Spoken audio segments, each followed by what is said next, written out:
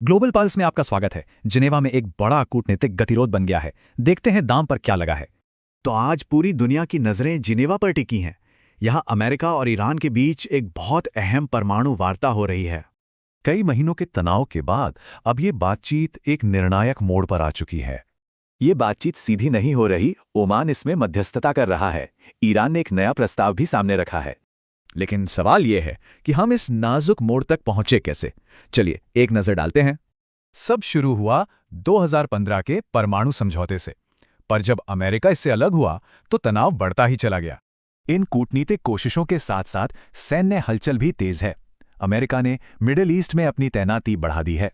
इसके जवाब में ईरान ने भी साफ चेतावनी दी है, हमला हुआ तो क्षेत्रीय युद्ध छिड़ सकता है। तो चलिए अब देखते हैं कि बंद दरवाजों के पीछे आखिर चल क्या रहा है। दोनों देशों के बीच कई मुद्दों पर जमीन आसमान का फर्क है, खासकर यूरेनियम संवर्धन को लेकर। अमेरिका चाहता है कि ईरान यूरेनियम संवर्धन पूरी तरह से बंद कर दे और अपना मौजूदा स्टॉक बाहर भेज दे। वहीं ईरान का कहना है कि बातचीत सिर्फ परमाणु कार्यक्रम पर होगी, मिसाइल प्रोग्राम पर नहीं। तो आखिर ये बातचीत इतनी अहम क्यों है? क्योंकि इसका असर जिनेवा से कहीं आगे पूरी दुनिया पर पड़ेगा। असल में ये बातचीत युद्ध और शांति के बीच का सवाल है।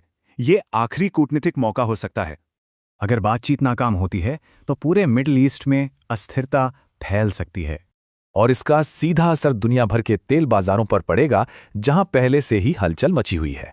तो अब आगे क्या हो सकता है? मोटे तौर पर हमारे सामने 3 संभावित रास्ते हैं। सबसे अच्छा तो ये होगा कि एक सीमित समझौता हो जाए।